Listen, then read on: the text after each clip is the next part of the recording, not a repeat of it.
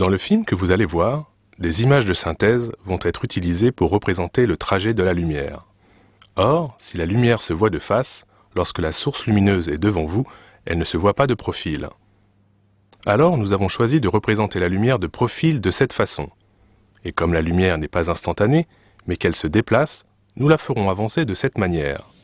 Bien sûr, gardez en tête qu'ici, la vitesse est considérablement ralentie. Bon film!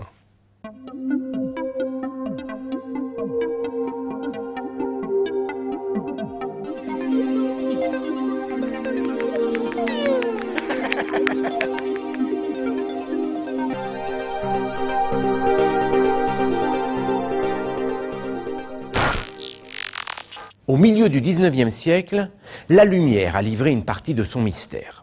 Après des lustres d'incertitude, la communauté scientifique sait désormais que la lumière se propage à une vitesse finie.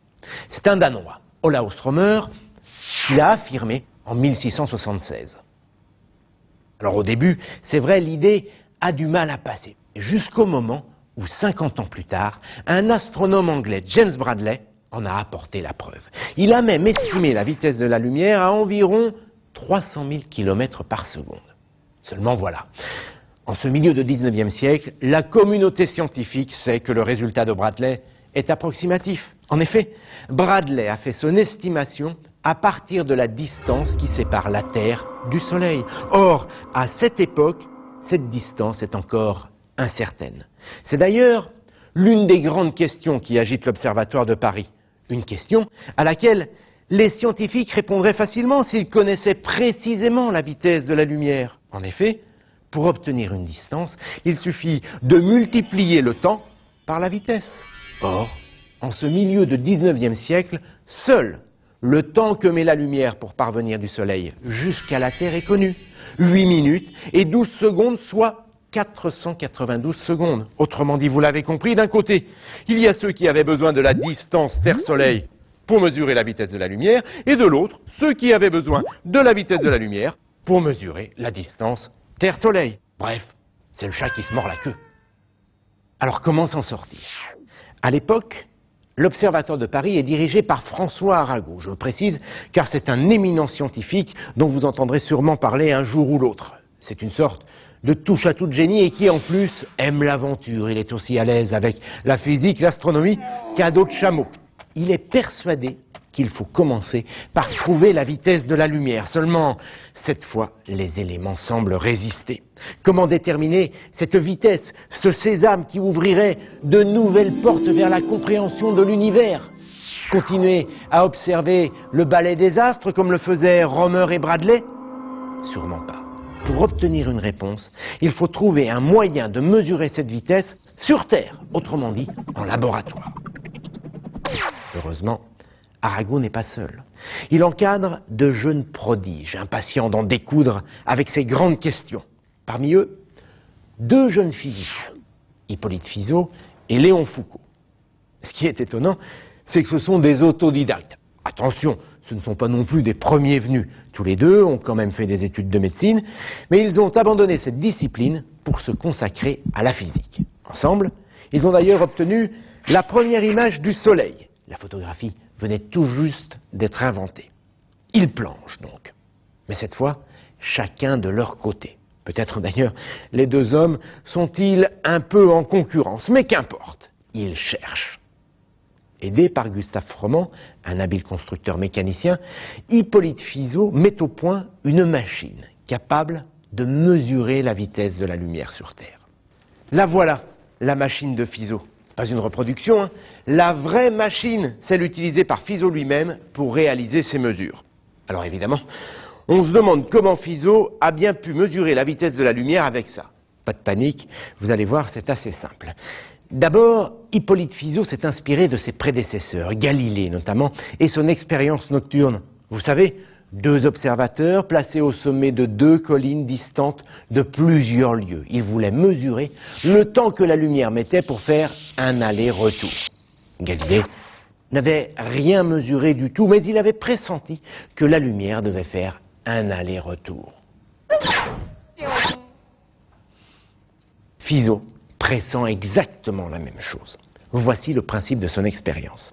Fizeau place une source lumineuse sur le balcon de sa maison, à Suresnes. À l'époque, pour obtenir une puissance suffisante, on utilise de la craie incandescente. Cette lumière vient ensuite buter contre une lame de verre semi-réfléchissante inclinée à 45 degrés. De cette manière, elle est déviée direction Montmartre, à plus de 8 km de Suresnes, 8633 mètres exactement, jusqu'au balcon d'un ami où Fizeau a installé un miroir. La lumière s'y réfléchit et repart en sens inverse jusqu'à Suresnes, où notre physicien la récupère dans son œilleton, après bien sûr qu'elle ait traversé la lame de verre. Le dispositif de Fizeau comporte également, c'est essentiel, une roue dentée installée au niveau de la station d'émission, sur la trajectoire du faisceau lumineux. En vrai, voilà ce que ça donne. Comme vous pouvez le constater, la machine réelle est un peu plus complexe, avec les différents appareils optiques destinés notamment à focaliser la lumière. La source lumineuse était placée ici, sur le côté. Là, c'est la lame de verre semi-réfléchissante. Et juste derrière, vous reconnaissez la roue dentée. Mais si, la roue est bien dentée, seulement les dents sont minuscules, il y en a 720.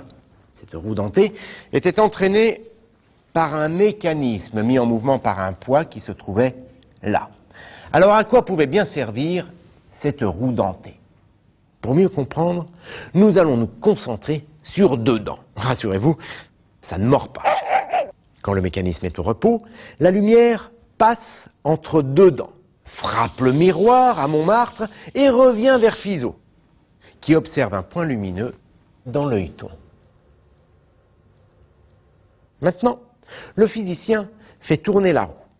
Les dents coupent le faisceau lumineux. Le point lumineux s'évanouit, puis apparaît de nouveau dans l'œilleton. La roue tourne de plus en plus vite, jusqu'au moment où la lumière qui à l'aller passe entre deux dents vient buter au retour contre une dent.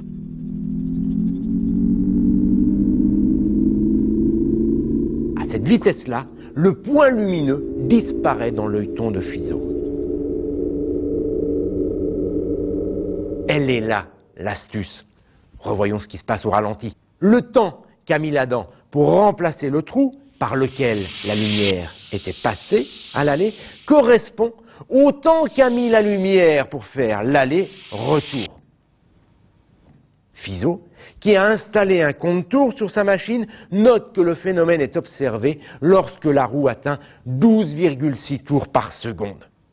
La suite, eh bien, c'est une histoire de calcul. En fait, la roue a été conçue de telle sorte que l'angle auquel correspond une dent soit d'un quart de degré.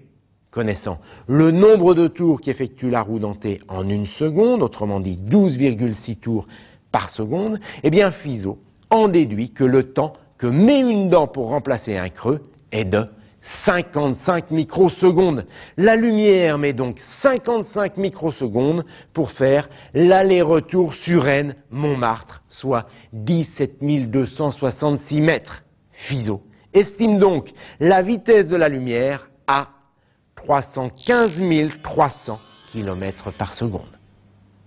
Pourtant, Fizeau sait que ces résultats manquent de précision. En effet, il a du mal à mesurer avec exactitude la vitesse de rotation de la roue dentée.